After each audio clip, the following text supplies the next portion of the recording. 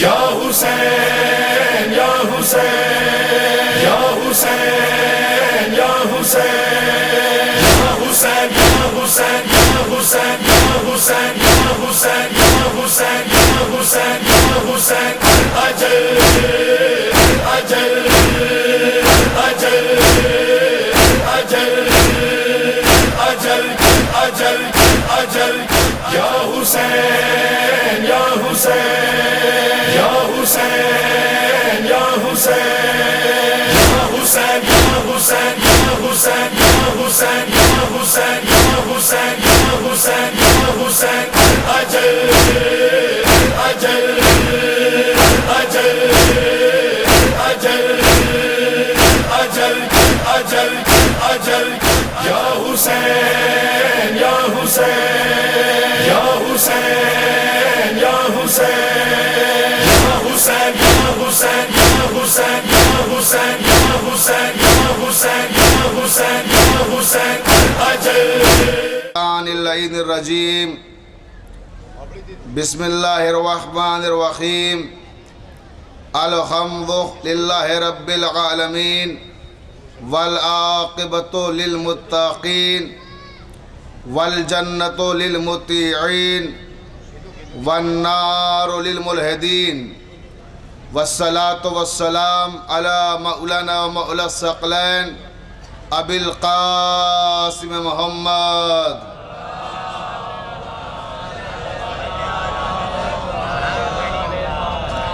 وآلہ الطیبین الطاہرین المعصومین المظلومین ولعنۃ اللہ علی اعدائہم اجمعین من یومنا ھذا الی یوم الدین اما بعد قال اللہ تبارک و تعالی فی کتابہ المبین بسم اللہ الرحمن الرحیم وَإِذِ ابْتَلَىٰ إِبْرَاهِيمَ رَبُّهُ بِكَلِمَاتٍ فَأَتَمَّهُنَّ قَالَ إِنِّي جَاعِلُكَ لِلنَّاسِ إِمَامًا قَالَ وَمِن ذُرِّيَّتِي قَالَ لَا يَنَالُ عَهْدِ الظَّالِمِينَ بلند ترین صلوات ارشاد سے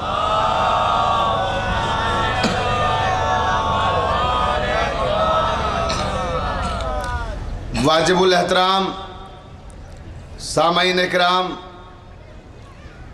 محبان اہل بیت علیہم السلام،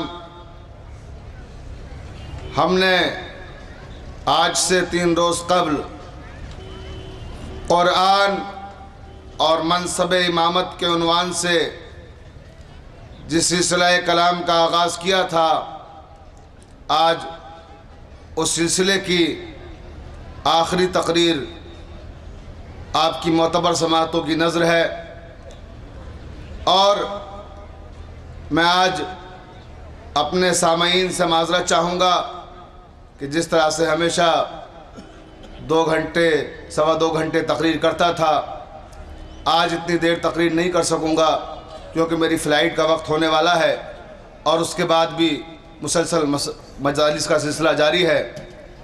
آج صرف 1 گھنٹے کے اندر مجھے اپنی تقریر کو ختم کرنا ہے، اور جو سلسلہ کلام کل میں نے چھوڑا تھا اسے مکمل کرنا ہے۔ عزاداری کے حوالے سے کل گفتگو ہو رہی تھی کہ ہم جو عزاداری کرتے ہیں وہ قرآن کی روشنی میں کرتے ہیں، ہم جو ماتم کرتے ہیں وہ عین شریعت ہے، ہم جو تعزیے اٹھاتے ہیں وہ عین شریعت ہیں، ہم جو جلوس نکالتے ہیں وہ عین شریعت ہیں، اور عزاداری خود عین دین ہے۔ عزیزان محترم، انشاءاللہ تعالی آپ کو ابھی جس مرحلے پہ مجھے آج لے کے جانا ہے بہت لطف آئے گا۔ جب کوئی بھی انسان سفر میں جاتا ہے تو کوئی تحفہ لے کر جاتا ہے گھر والوں کے لیے، تو انشاءاللہ آج آپ کو اس تاریخی اجتماع میں کانو در کے منبر سے میں آپ کو ایک تحفہ دوں گا جسے آپ اپنے گھروں میں لے کے جائیے گا، اپنے اعزاء اور اقارب کو دیجیے گا کہ عزاداری ہم جو مناتے ہیں وہ قرآن سے مناتے ہیں، اور جو میں آیت دوں گا انشاءاللہ آج عزاداری کے حوالے سے وہ تبرک کے طور پہ لے جا کے سجائیے گا اور اپنا اعزاء اور اقارب کو سنائیے گا. پہلے بلند ترین صلوات پڑھیں آپ حضرات.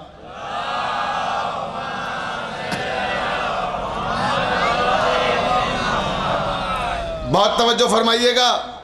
عزیزوں، میں نے کل گفتگو کو جہاں چھوڑا تھا، کل میں نے یہ عرض کیا تھا کہ حسین کا مقابلہ ایسے ویسوں کے ساتھ نہ کیا کیجئے. میں نے کل فرق بتایا تھا آپ کو کہ حسین اور ابراہیم میں کیا فرق ہے، آدم اور حسین میں کیا فرق ہے. آج سنیے گا اسماعیل اور حسین میں کیا فرق ہے. نبیوں کے ساتھ موازنہ کیجئے ان کا. بڑی توجہ. معصوم کا موازنہ معصوم کے ساتھ ہی کیا جا سکتا ہے. میں نے عرض کیا تھا کہ ابراہیم کو امامت ملی، مگر کب؟ امتحان دینے کے بعد. حسین کو امامت ملی کب؟ امتحان سے پہلے. امتحان بعد میں، امامت پہلے. آدم مکین جنت تھے، حسین مالک جنت. اب آئیے اسماعیل اور حسین میں کیا فرق ہے. عزیزوں، اردو میں دو لفظ استعمال ہوتے ہیں. ایک لفظ ہے شکر، ایک لفظ ہے صبر. ان دو لفظوں کو اپنے ذہن میں رکھیے گا. اور آئیے پھر میں قرآن کی ایک آیت سناتا ہوں، نتیجہ آپ کو نکالنا ہے. بہت توجہ فرمائیے گا. صبر اور شکر. پروردگار عالم نے جب ابراہیم کو عالم خواب میں اسماعیل کی شہادت کی بشارت دی تو اسماعیل نے کیا کہا، وہ جملے سنیے گا. اور پھر میں بتاؤں گا کہ ہم ساری دنیا میں جو محبان حیدر کرار ہیں، حسین کے عزادار ہیں، ہم عزاداری کیوں کرتے ہیں. بہت توجہ. تو عزیزان محترم، قرآن میں ارشاد ہوا سورہ والصافات میں، فَلَمَّا بَلَغَ مَعَهُ السَّعْيَ قَالَ يَا بُنَيَّ إِنِّي أَرَىٰ فِي الْمَنَامِ أَنِّي أَذْهَبُكَ فَانظُرْ مَاذَا تَرَىٰ قَالَ يَا أَبَتِ افْعَلْ مَا تُؤْمَرُ. ساتوجودنی. بہت توجہ فرمائیے گا. یہی وہ فقرہ ہے جس پہ آپ کو غور کرنا ہے. ساتوجودنی انشاءاللہ من الصابرین. یہ کس کے جملے ہیں؟ اسماعیل کے جملے ہیں. کیا کہا؟ پروردگار عالم نے کہا، عالم خواب میں ابراہیم نے دیکھا کہ اپنے بیٹے کو اپنے ہاتھوں سے ذبح کر رہے ہیں، تو بیٹے کو بلایا. اسماعیل، میں نے خواب میں دیکھا ہے کہ میں آپ کو اپنے ہاتھوں سے ذبح کر رہا ہوں، تو تمہاری کیا رائے اس سلسلے میں؟ تو کیا کہا؟ بابا جان، جو آپ نے خواب میں دیکھا ہے اسے سچ کر دکھائیے، انشاءاللہ مجھے صبر کرنے والوں میں سے پائیے گا.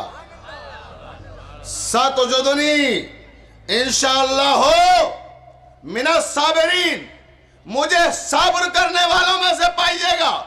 اب میں دست ادب جوڑ کے پوچھنا چاہتا ہوں کہ صبر کس موقع پر کیا جاتا ہے؟ صبر اور شکر دو لفظ ہیں. اگر خدا نخواستہ کسی کے یہاں کوئی انتقال ہو جائے، آپ تعزیت کے لیے جائیں گے، حسین اور اسماعیل کا فرق سمجھیں، تو آپ کیا کہیں گے جا کے وہاں؟ کسی کا جوان بیٹا مر جائے، اللہ نہ کرے، اور آپ وہاں جائیں اور جا کے تعزیت کریں، تو انداز کیا ہوگا؟ یہی تو کہیں گے کہ بھائی صبر کرو. معلوم وہ صبر کب کیا جاتا ہے؟ مصیبت پر. اگر آج میں نے اس بات کو آپ تک پہنچا دیا تو میں سمجھوں گا میری 3 دن کی تقاریر کا جو محصل ہے وہ آپ تک پہنچ گیا. بہت توجہ. صبر مصیبت میں کیا جاتا ہے اور شکر نعمت کے ملنے پر کیا جاتا ہے. ابھی کسی کو کوئی نعمت غیر مترقبہ مل جائے، جس کی امید نہ ہو، جس کی توقع نہ ہو، اچانک کسی کو 10 لاکھ روپے مل جائیں، آپ اس سے ملنے جائیں گے، پتہ لگا آپ کو کہ آپ کے دوست کو کوئی انعام ملا ہے 10 لاکھ روپے کا. آپ پہنچے، پہنچنے کے بعد آپ کیا کہیں گے؟ توجہ فرمائیے گا کہ اللہ نے غیر متوقع طور پر آپ کو اتنی بڑی رقم دی ہے تو یہ بڑی خوشی کی بات ہے، آپ کو اللہ کا شکر ادا کرنا چاہیے۔ یہ تو نہیں کہیں گے کہ صبر کرنا چاہیے؟ بہت توجہ آخری آدمی تک۔ تو معلوم ہوا کہ صبر مصیبت پر کیا جاتا ہے اور شکر نعمت کے ملنے پر۔ اسماعیل نے کیا کہا؟ ستجدنی انشاءاللہ من الصابرین، مجھے آپ صبر کرنے والوں میں سے پائیے گا۔ جب خبر شہادت دی گئی تو اسماعیل نے کہا مجھے صبر کرنے والوں میں سے پائیے گا، یعنی شہادت کو اسماعیل نے مصیبت تصور کیا، تبھی تو کہا نا کہ صبر کرنے والوں میں سے پائیے گا۔ تو اسماعیل اور حسین کا فرق سمجھیں۔ اسماعیل اسے کہتے ہیں جو شہادت کی خبر سننے کے بعد صابرین میں اپنا شمار کرائے، اور حسین اسے کہتے ہیں جو شہادت سے قبل کربلا کے میدان میں سجدہ شکر ادا کر کے بتائے کہ شہادت نعمت ہے۔ زندہ باد جیو میری جان، ایسے نعرے لگاؤ گے ایسے اتنی ہلکی آوازوں میں؟ ہاں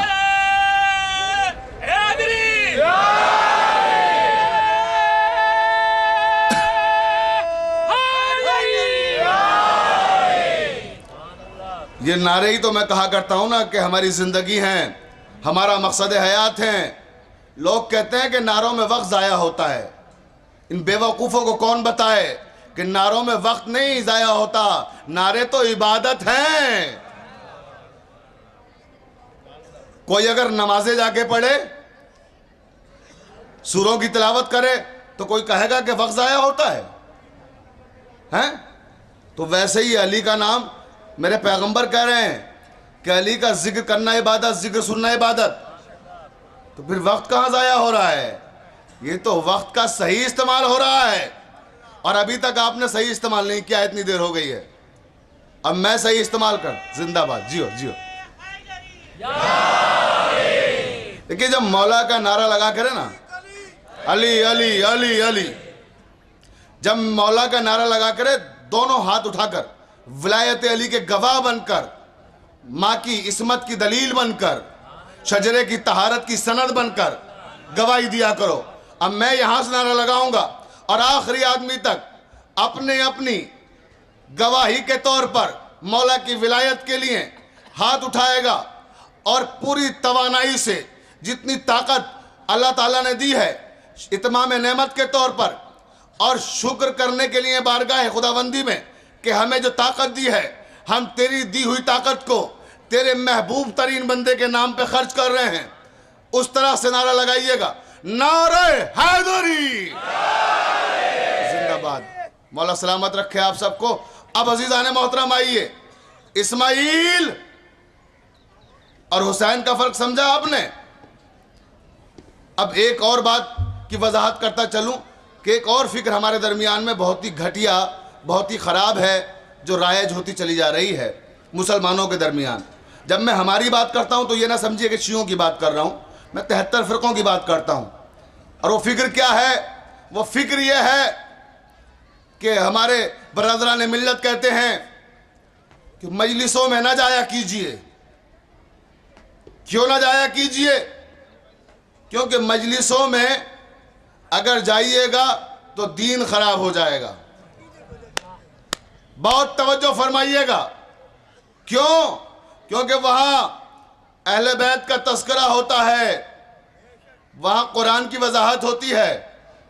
تو معلوم ہوا کہ قرآن اور اہل بیت کو لوگ سمجھ رہے ہیں کہ دین خراب ہوتا ہے ان سے۔ لعنت ہے پھر اس دین پہ جو اہل بیت اور قرآن کے علاوہ ہو۔ بھئی توجہ ہے نا زان محترم؟ بھئی دین تو قرآن اور اہل بیت ہی سے ہے۔ بہت توجہ۔ مجلسوں میں نہ جائیے، مجلسوں میں نہ جائیے۔ ارے بھئی کیوں نہیں جائیے؟ عقیدے خراب ہو جاتے ہیں۔ عقیدے مضبوط ہی مجلسوں میں ہوتے ہیں۔ ہمیں نے گیسوئے تہذیب بھی سوارے ہیں، ہمیں نے گیسوئے تہذیب بھی سوارے ہیں، فرازے دار پر بھی تذکرے ہمارے ہیں، ہمیں نے علم و ادب کو حیات بخشی ہے، یہ مجلسیں نہیں تعلیم کے ادارے ہیں۔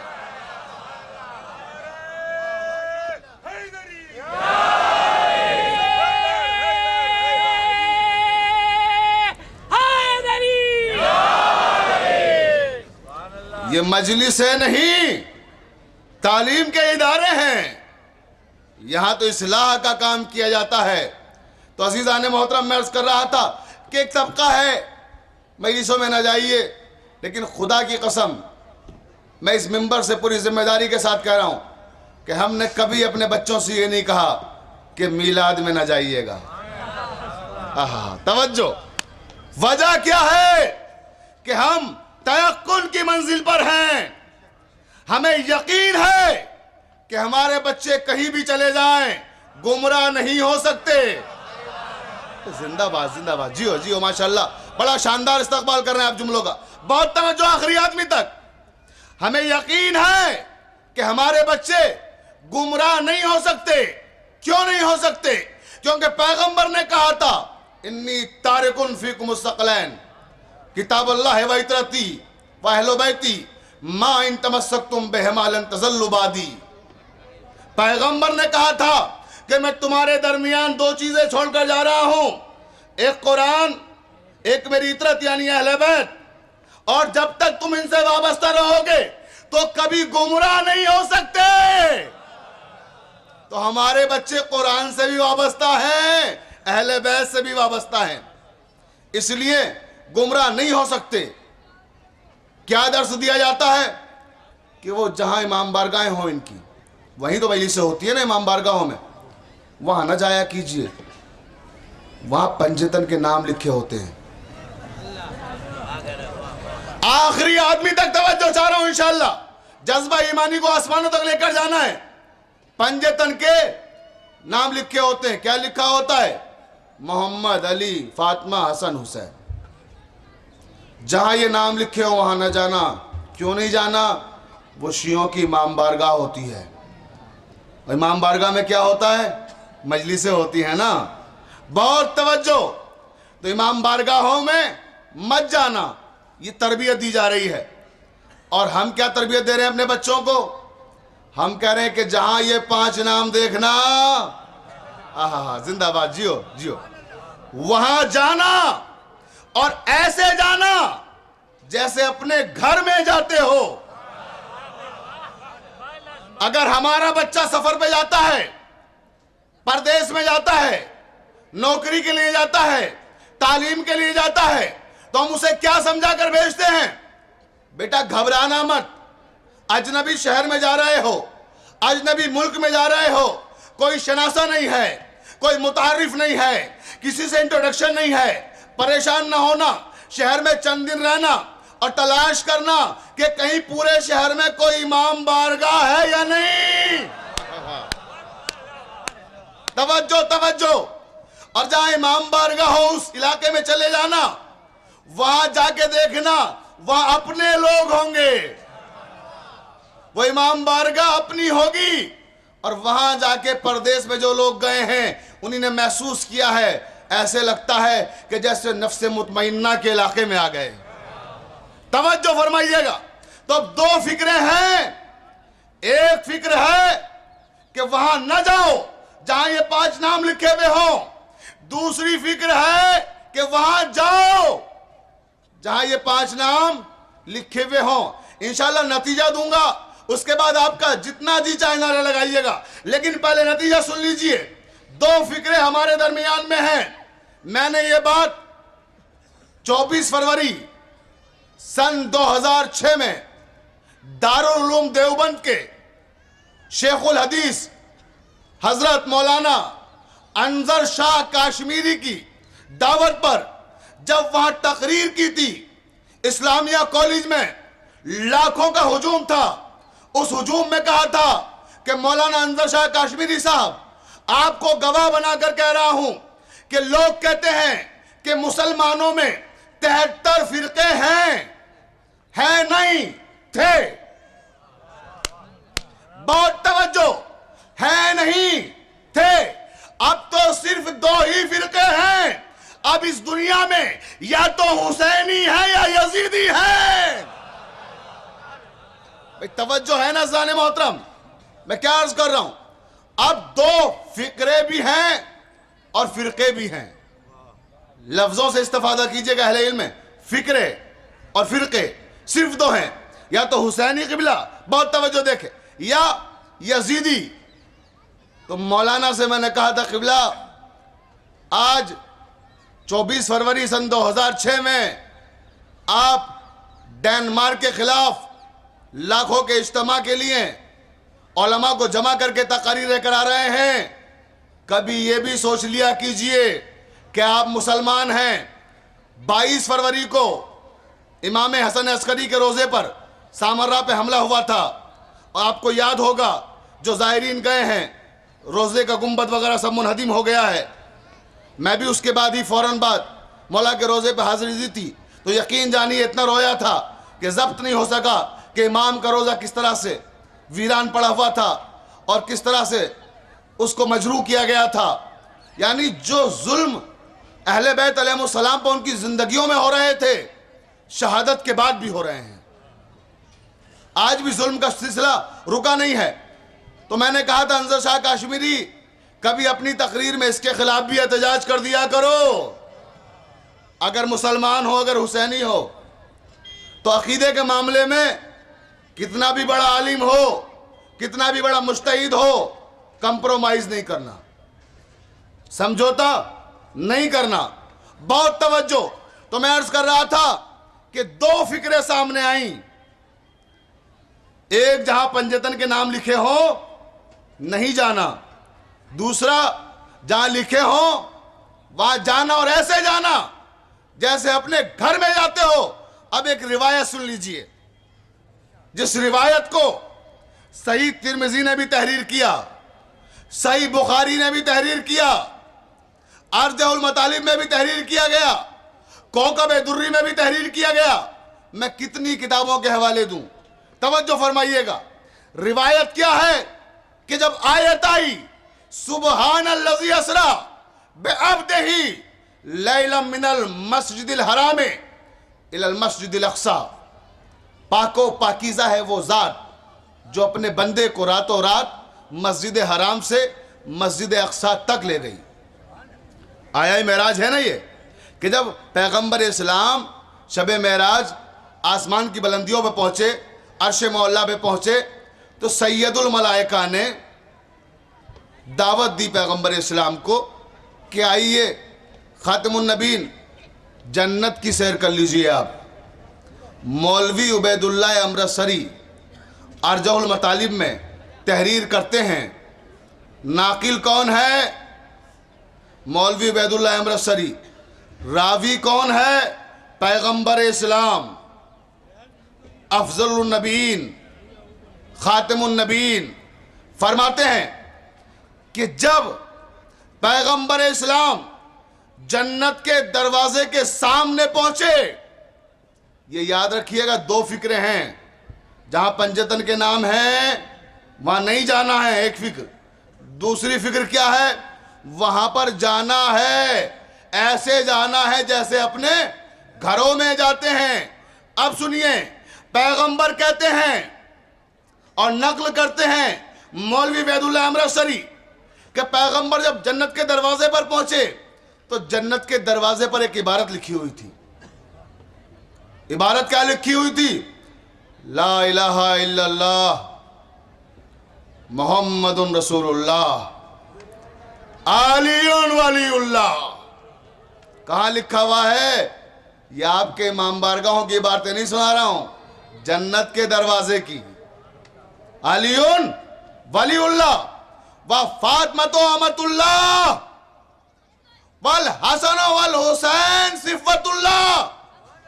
اللہ کے سوا کوئی معبود نہیں ہے, محمد اللہ کے رسول ہیں, علی اللہ کے ولی ہیں, فاطمہ اللہ کی کنیز خاص ہیں اور حسن اور حسین اللہ کے منتخب کیے ہوئے بندے ہیں، اللہ کے نمائندے ہیں۔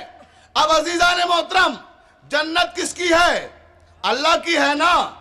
تو اب جنت پہ عبارتیں کیا لکھی ہوئی ہیں جو میں نے آپ کو سنائی، ان کا خلاصہ کیا ہوا؟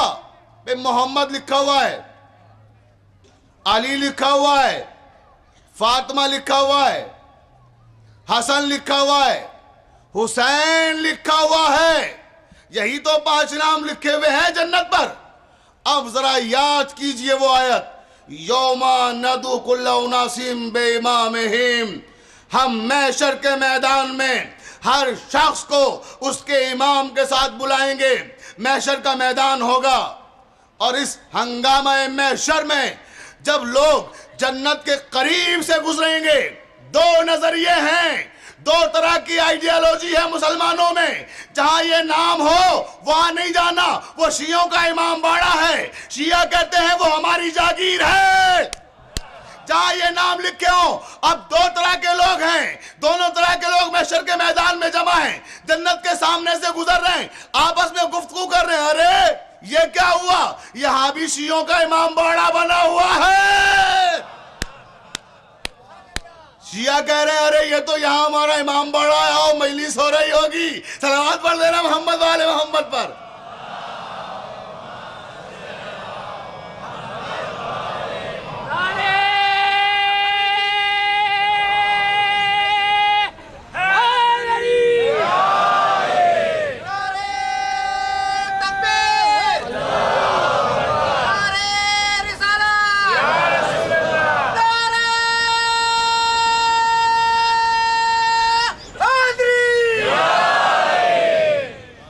بہت توجہ عزیزان محترم، اب میں پوچھنا چاہتا ہوں امت مسلمہ سے کہ جب ہم یاد حسین مناتے ہیں تو بڑی تکلیف ہوتی ہے۔ یہ ہر سال محرم کیوں مناتے ہیں؟ یہ ہر سال شوق کیوں مناتے ہیں؟ یہ ہر سال غم کیوں مناتے ہیں حسین کا؟ اب میں ایک سوال کرنا چاہتا ہوں امت سے کہ یہ عید الضحیٰ کیا ہے؟ بڑی توجہ آخری آدمی تک، گفتگو قرآن کی آیتوں سے ہوگی انشاءاللہ۔ یہ عید الضحیٰ ہے کیا؟ سارا عالم اسلام عید الضحیٰ مناتا ہے۔ 10 ذی الحجہ کو بقرعید منائی جاتی ہے۔ تو یہ کیوں منائی جاتی ہے؟ اس کا ریزن کیا ہے؟ اس کا سبب کیا ہے؟ فَلَمَّا بَلَغَ مَعَهُ السَّعْيَ قال یا بنی انی ارى فی المنام ان یذهبوک فانظر ماذا ترى قال یا ابت افعل ما تؤمر ستجدنی ان شاء اللہ من الصابرین فلما اسلم وتلہ للجبین ونادیناہ ان یا ابراہیم قد صدقت رؤیا انا کذلک نجزی المحسنین ان ھذا لہو البلاء المبین وفدیناہ بذبح عظیم۔ کیوں منائی جاتی ہے بقرعید؟ اس لیے منائی جاتی ہے کہ پروردگار نے ابراہیم کو بشارت دی، اسماعیل کی شہادت کی، اسماعیل کو بلایا، پوچھا میرے لال تمہارا کیا ارادہ ہے، اس بارے میں تمہاری کیا رائے ہے؟ بابا صبر کرنے والوں میں پائیے گا۔ باپ میدان میں لے آئے اور میدان امتحان میں لا کر گردن پہ چھری رکھی اور چاہتے تھے کہ ذبح کر دیں، ویسے ہی آواز آئی وَنَادَيْنَاهُ أَن يَا إِبْرَاهِيمُ قَدْ صَدَّقْتَ رُؤْيَا۔ ٹھہرو ٹھہرو ابراہیم، ہم تو فقط نیتیں دیکھتے ہیں، اب ہم وہ منصب عطا کریں گے جس کا ہم نے وعدہ کیا تھا۔ وَفَدَيْنَاهُ بِذِبْحٍ عَظِيمٍ، اور اس قربانی کو ہم ذبح عظیم میں تبدیل کر رہے ہیں۔ تو یہ قربانی تو نامکمل رہ گئی نا، یہ مکمل تو نہیں ہوئی۔ تو ساری دنیا کے مسلمان کہتے ہیں کہ ہم 10 ذی الحجہ کو اسماعیل کی قربانی کی یاد مناتے ہیں۔ بہت توجہ، اللہ اللہ، بائے بسم اللہ پدار، مانیے ذبح عظیم آمد پسر۔ یہ نا حسین ہے ذبح عظیم کے معنی، اور ذبح عظیم کیا ہے؟ حسین کی قربانی۔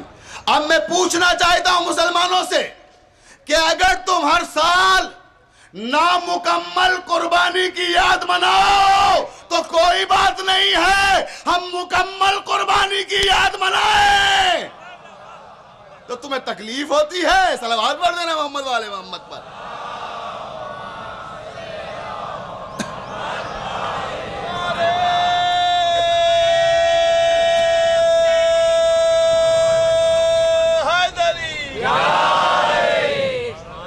زندہ باد، جزاک اللہ۔ بہت توجہ عزیزان محترم، تم نامکمل قربانی کی یاد مناؤ تو کوئی بات نہیں ہے، ہم مکمل قربانی کی یاد بھی نہ منائیں۔ قرآن نے حکم دیا ہے نا یاد منانے کا۔ بہت توجہ اور سنیں۔ اب ہو سکتا ہے کوئی کہے کہ ہم تو جشن مناتے ہیں، خوشی مناتے ہیں 10 ذی الحجہ کو، آپ بھی خوشی منائیے 10 محرم کو۔ تو اب ریزن سنیے کہ ہم غم کیوں مناتے ہیں اور 10 ذی الحجہ کو خوشی کیوں مناتے ہیں۔ خوشی اس لیے مناتے ہیں کیونکہ 10 ذی الحجہ کو اسماعیل قربان نہیں ہوئے تھے، اسماعیل بچ گئے تھے، اس لیے جشن منایا جاتا ہے۔ 10 محرم کو حسین شہید ہو گئے تھے، اس لیے غم منایا جاتا ہے، اس لیے سوگ منایا جاتا ہے۔ اگر حسین بھی بچ جاتے، شہید نہ ہوتے تو ہم بھی جشن مناتے، لیکن حسین تو شہید ہو گئے، اس لیے ہم غم مناتے ہیں۔ اور عزیزو عجیب و غریب بات ہے کہ وہاں بھی 10 تاریخ، یہاں بھی 10 تاریخ۔ بھئی غور کر رہے ہیں آپ؟ میں کیا عرض کر رہا ہوں؟ 10 ذی الحجہ عربی اعتبار سے آخری مہینہ ہے، 10 محرم عربی اعتبار سے پہلا مہینہ ہے۔ وہاں آخری مہینے کی 10 تاریخ، یہاں پہلے مہینے کی 10 تاریخ، یہاں غم وہاں خوشی۔ وجہ کیا ہے؟ وجہ یہ ہے کہ جب سال کا اختتام ہو تو خوشی پہ ہو، جب آغاز ہو تو غم کے ساتھ ہو۔ غم کے ساتھ کیوں ہو؟ کیونکہ فطرت انسانی میں شامل ہے غم۔ اگر بچہ پیدا ہو اور پیدا ہو کر نہ روئے تو سارا ماحول غمگین ہو جاتا ہے۔ صلوات پڑھ دینا محمد والے محمد پر۔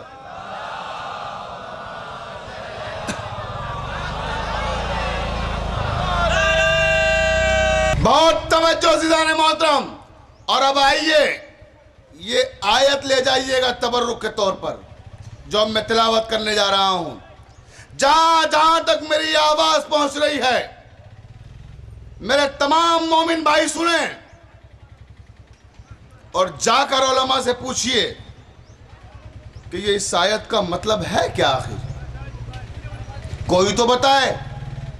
سورہ بقرہ قرآن مجید کا دوسرا سورہ، دوسرے سورے کی 244ویں آیت ہے۔ ریفرنس دے رہا ہوں، یاد رکھیے گا۔ من ذا الذی یقرض اللہ قرضا حسنا فیضاعفہ لہ اضعافا کثیرا۔ عزاداری کے لیے سب سے محکم آیت پیش کر رہا ہوں، بہت توجہ۔ میں نے ریفرنس دے دیا، نوٹ کر لیجئے گا، بعد میں معلوم کر لیجئے گا، جا کے قرآن دیکھ لیجئے گا، اور جو بیٹھے ہوئے قرآن لیے ہوئے قرآن کھول کے پڑھیں۔ بہت توجہ۔ کیا کہا؟ من ذا الذی یقرض اللہ قرضا حسنا فیضاعفہ لہ اضعافا کثیرا۔ پروردگار نے کہا کوئی ہے جو ہمیں قرض حسنہ دے تاکہ ہم اسے اضافے کے ساتھ واپس کریں۔ بڑی دور دور سے آئے ہیں آپ، بہت پیسہ خرچ کیا ہے آپ نے اور پیسہ خرچ کر رہے ہیں یہاں بھی، قیام کے درمیان بھی۔ تو اب سن لیجئے یہ آپ کا خرچ ہونے والا پیسہ کہاں جا رہا ہے۔ بہت توجہ۔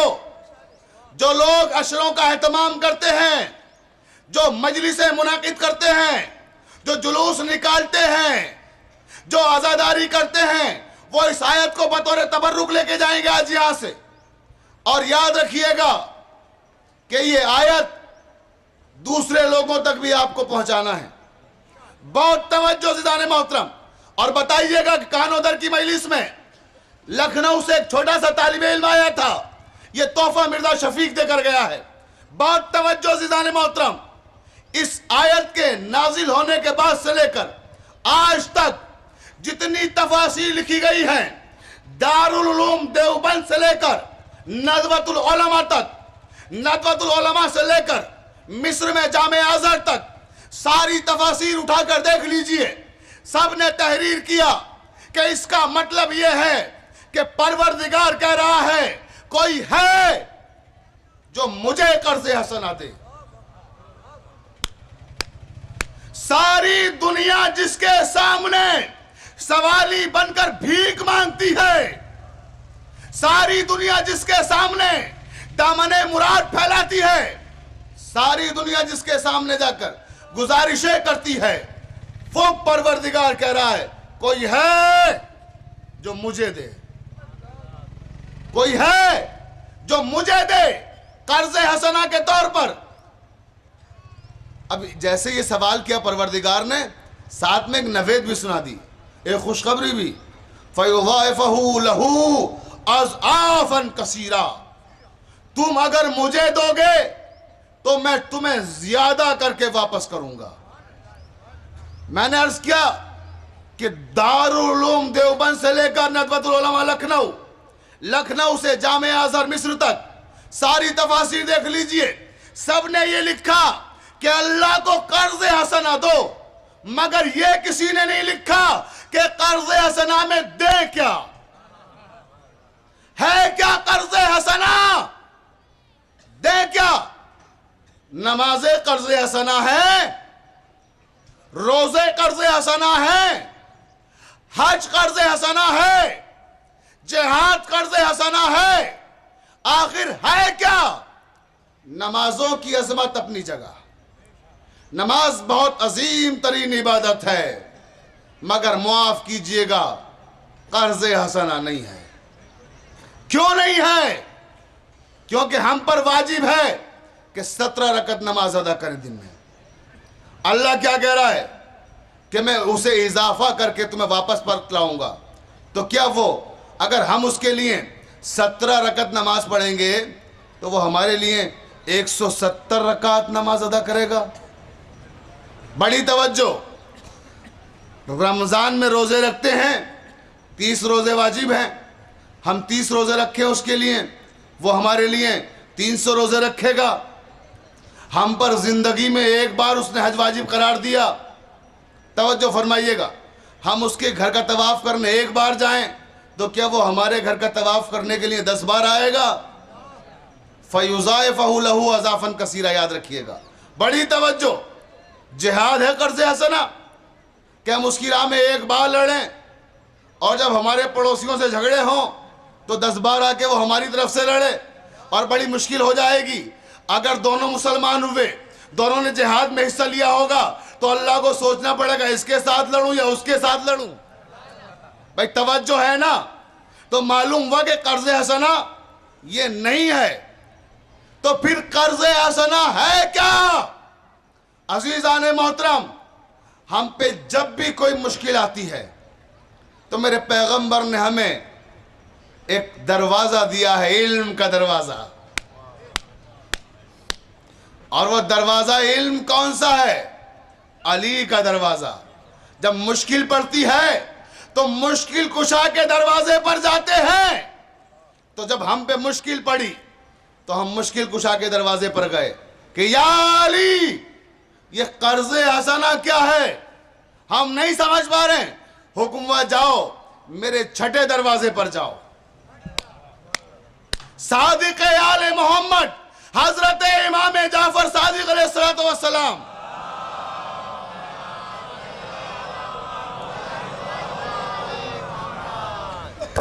کی یونیورسٹی لگی ہوئی ہے, دانشگاہ سجی ہوئی ہے. آپ کو یہ بھی بتاتا چلوں کہ جو یونیورسٹی کا کانسیپٹ ہے, دانشگاہ کا تصور کہاں سے آیا؟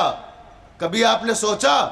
آج ساری دنیا میں یونیورسٹیاں قائم ہیں, یہ آیا کہاں سے کانسیپٹ؟ یہ آپ کے چھٹے امام امام جعفر صادق نے دیا ہے۔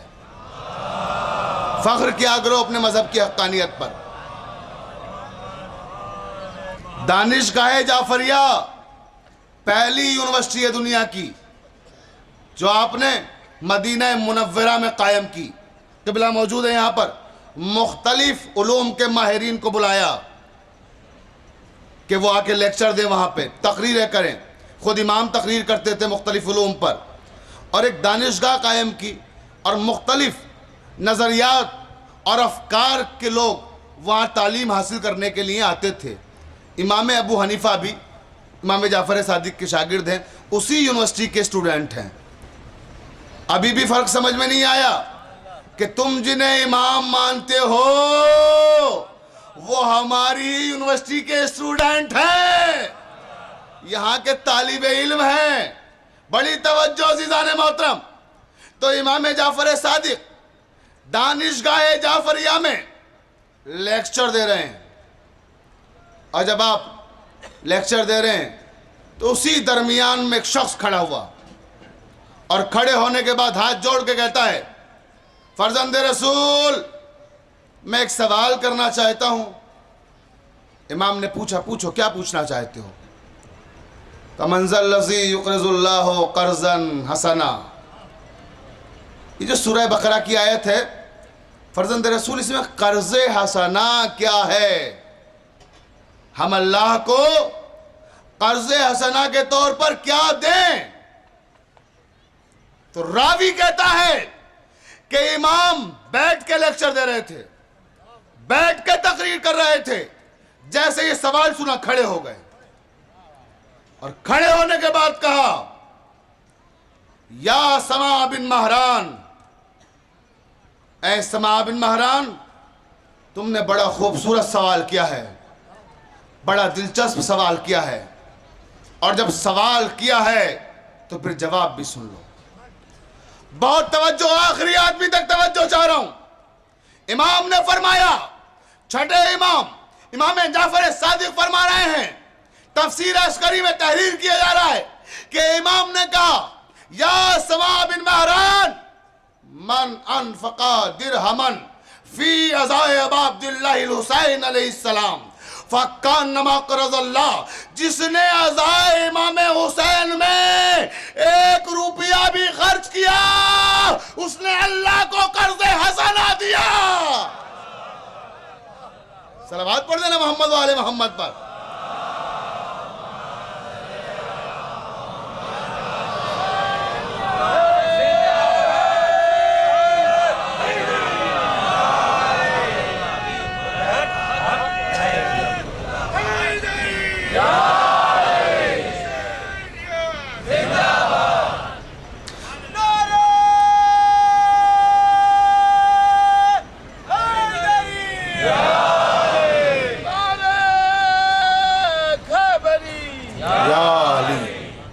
زندہ باد، جزاک اللہ۔ بہت توجہ عزیزان محترم، یہ گفتگو اسی سکون کی متحمل ہے جس انداز میں آپ سماعت فرما رہے ہیں۔ بڑی توجہ چاہ رہا ہوں۔ امام نے کیا فرمایا کہ جس نے عزائے امام حسین میں 1 درہم بھی خرچ کیا تو اس نے اللہ کو قرض حسنہ دیا۔ اب امام نے یہ نہیں فرمایا کہ مجلسوں میں خرچ کرو تو قرض حسنہ، جلوس میں خرچ کرو تو قرض حسنہ، شبیہ تابوت میں خرچ کرو تو قرض حسنہ، کالے لباس سلوانے کے لیے خرچ کرو تو قرض حسنہ، ذاکر کو نذرانہ دو، ہدیہ دو تو قرض حسنہ، شاعر کو نذرانہ دو، ہدیہ دو تو قرض حسنہ۔ نہیں، عزائے حسین میں جس زاویے سے بھی خرچ کرو گے قرض حسنہ کہلائے گا۔ یہ ہے نا عزیزوں کہ جس انداز میں بھی خرچ کرو گے قرض حسنہ ہے، اور قرض حسنہ کا وعدہ کیا ہے؟ فَيُضَاعِفَهُ لَهُ أَضْعَافًا كَثِيرًا، اللہ کہہ رہا ہے کہ تم خرچ کرو، میں تمہیں اضافہ کر کے لوٹاؤں گا۔ جسے یقین نہ ہو اپنے گھر جا کے مجلس کرو، نام حسین پہ خرچ کر کے دیکھو، اور اگلا سال یہی تاریخ آنے سے پہلے دیکھ لینا کتنا اضافہ ہوگا. صلوات پڑھ دینا محمد والے محمد پر.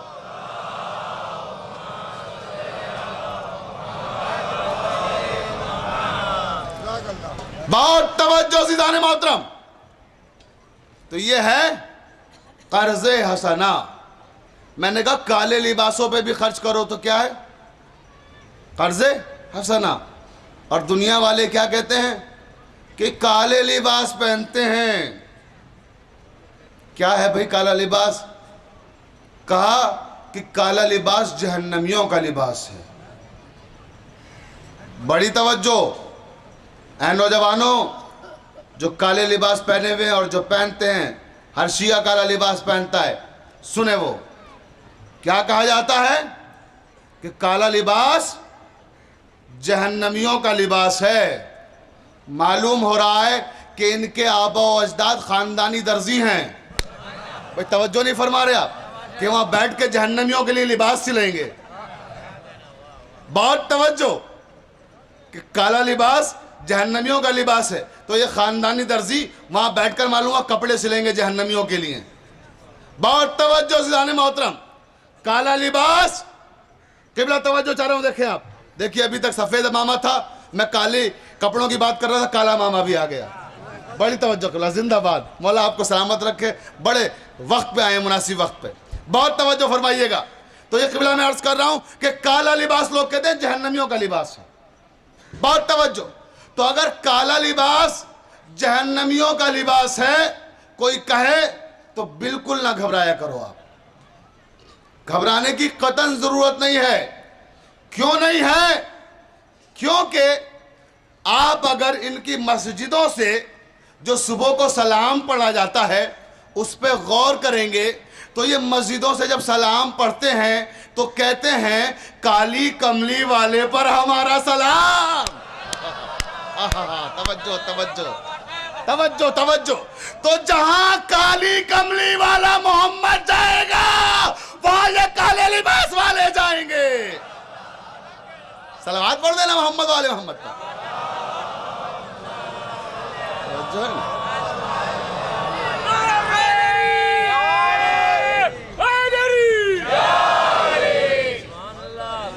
بلند ترین صلوات پڑھ.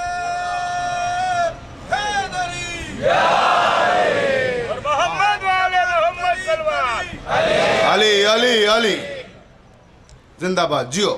بہت توجہ عزیزان محترم. تو یہ کالا لباس اور وہ کالی کملی والا، تو جہاں کالی کملی والا جائے گا ہم کہتے ہیں وہیں ہمیں جانا منظور ہے.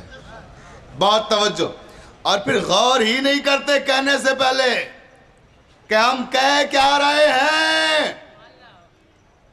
کالے لباس کو جہنمیوں کا لباس کہنے والوں، اگر تمہاری اوقات ہے، تمہاری حیثیت ہے تو جاؤ کعبے سے غلاف کعبہ اتروا دو. کعبے کا غلاف کیسا ہے؟ بھئی کالا غلاف ہے. جاؤ جا کے سرخ غلاف چڑھا دو، سبز چڑھا دو. کعبے کے امام کی بھی حیثیت یہ نہیں ہے کہ وہ غلاف کعبہ کو تبدیل کر سکے، اس لیے کہ یہ وہ رنگ ہے جو پیغمبر نے کعبے کے لیے پسند فرمایا ہے. بہت توجہ. تو اب جہاں کعبہ جائے گا وہاں یہ کالے لباس والے جائیں گے. مجھے اس مرحلے پر علامہ نہال لکھنوی یاد آ گئے. اگر آپ پوری طرح بیدار ہیں تو میں شعر سناؤں. ضائع کرنے کا مجھے کوئی شوق نہیں ہے. بڑی توجہ. آپ پوری طرح سے بیدار ہیں تو سنیں یہ کالے لباس کیا ہے. کربلا کربلا تیرے مقدر کی یہ بیداری ہے آخری آدمی تک. کربلا کربلا کربلا تیرے مقدر کی یہ بیداری ہے. کعبہ پہنے ہوئے پوشاک عزاداری ہے.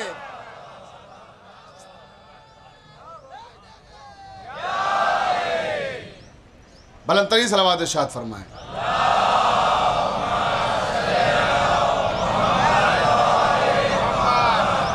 کعبہ پہنے ہوئے پوشاک عزاداری ہے تو کعبہ بھی عزادار، ہم بھی عزادار۔ محمد نے بھی کالی کملی اوڑھ کر بتایا کہ کالے لباس والوں پہ کبھی اعتراض مت کرنا۔ اور عزیزوں میں کیا عرض کروں، یہ غور ہی نہیں کرتے، کبھی خود اپنی تاریخ پڑھنے کی توفیق نہیں ہوتی ہے۔ اگر پڑھیں تو انہیں حقیقت حال کا علم ہو کہ سچائی کیا ہے، صداقت کیا ہے۔ ہم پہ اعتراض کرتے ہیں کہ ہر وقت حسین حسین کیوں کرتے رہتے ہو، خود تمہارے بزرگوں نے حسین حسین کیا ہے۔ بڑی توجہ عزیزان محترم،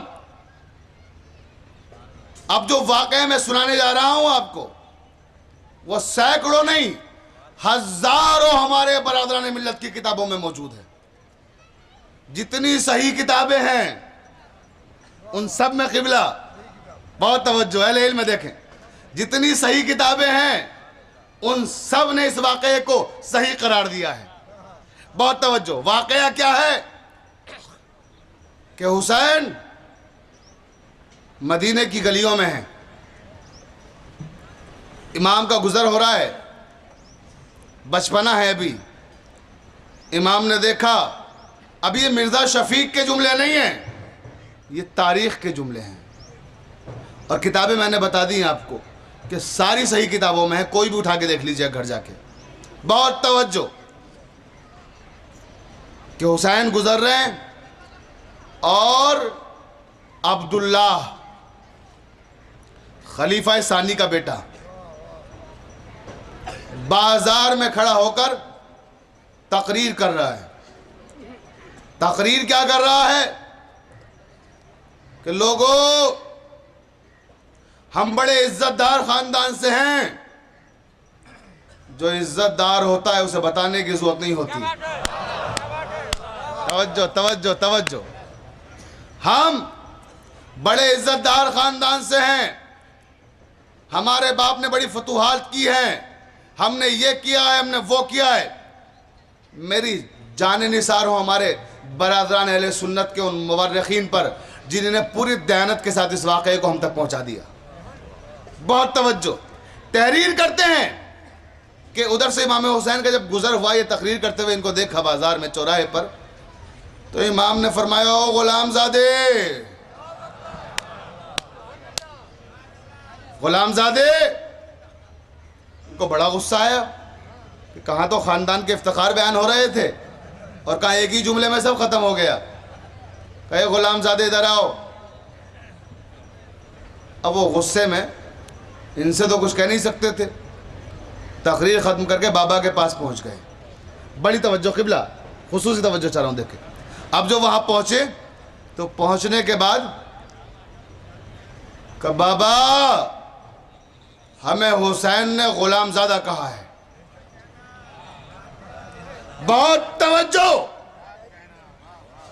باپ راوی کہتا ہے، ایک ایک جملے میں توجہ فرمائیے گا، ماحصل 4 دن کی مسلسل تقاریر کا، کہ جیسے یہ کہا کہ ہمیں غلام زادہ کہا ہے، راوی کہتا ہے کہ باپ میر منشی کے ساتھ بیٹھے ہوئے کچھ حساب و کتاب میں مصروف تھے، وہ کچھ لکھ رہا تھا بیٹھا ہوا میر منشی، یہ کچھ بول رہے تھے، ڈکٹیٹ کر رہے تھے، گفتگو جاری تھی، بیٹا پہنچا، جلالی باپ کا، غصے والے باپ کا، غصہ ور بیٹا پہنچنے کے بعد کہتا ہے، بابا ہمیں حسین نے غلام زادہ کہا ہے۔ کوئی توجہ نہیں، یہ تھوڑی دیر خاموش کھڑے رہے۔ پھر عبداللہ نے تھوڑی دیر بعد کہا، بابا آپ کو بھی غلام کہا ہے۔ انہوں نے پھر کوئی توجہ نہیں دی، کام میں مصروف۔ معاملہ مالیات کا تھا نا، کاش کوئی سمجھ سکے میرے جملوں کو۔ بڑی توجہ، پھر بیٹے کی بات بھی نہیں سنی جاتی۔ بہت توجہ، آخری آدمی تک۔ پھر تیسری بار کہا، بابا آپ کے باپ کو بھی غلام کہا ہے، اور آپ سن نہیں رہے، پورے خاندان کو کہا ہے غلاموں کا خاندان ہے۔ اب ایک مرتبہ چونکے، اور چونکنے کے بعد روایت کہتی ہے کہ فاروق اعظم نے سر کو اٹھایا اور کہا، بیٹا کیا کہا آپ نے؟ کہا بابا ہمیں غلام کہا۔ آپ کو غلام کہا, آپ کے باپ کو غلام کہا, اور خاندان کو غلاموں کا خاندان کہا ہے حسین ابن علی نے. اچھا کہاں کہا؟ کہ بازار میں کہا. ہم کھڑے ہوئے کچھ دوستوں کے ساتھ, انہیں اپنے فضائل و مناقب بتا رہے تھے, ادھر سے حسین گزرے, انہی نے ہمیں روک دیا تقریر میں اور اس طرح کی بات کہی. حسین نے کہا ایسا؟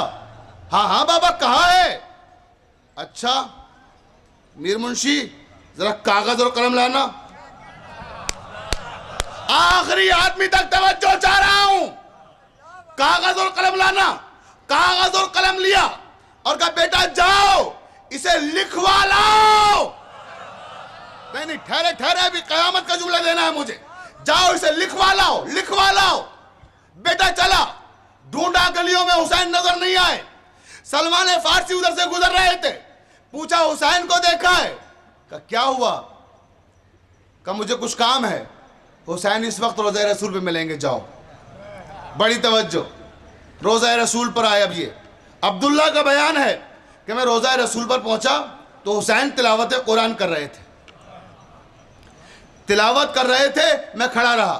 جب ان کی تلاوت ختم ہوئی تو میں آگے بڑھا اور میں نے کہا سر جھکا کر کے, حسین آپ نے ہمیں غلام کہا تھا, غلام زادہ کہا تھا, ہمارے باپ کو بھی غلام کہا تھا, دادا کو بھی کہا تھا, خاندان کو پورے غلاموں کا خانوادہ کہا تھا.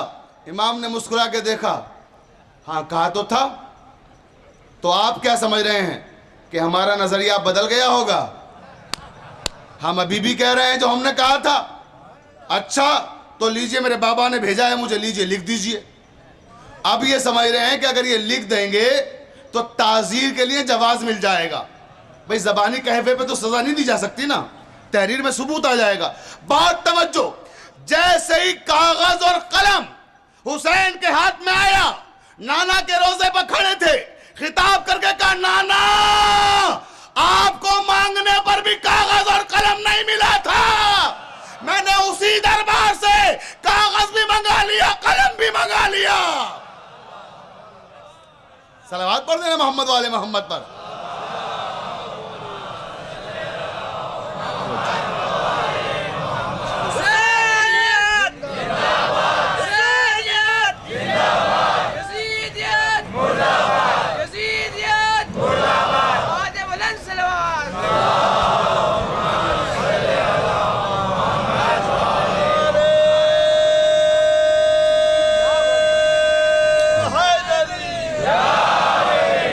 یا حسین یا حسین یا حسین یا حسین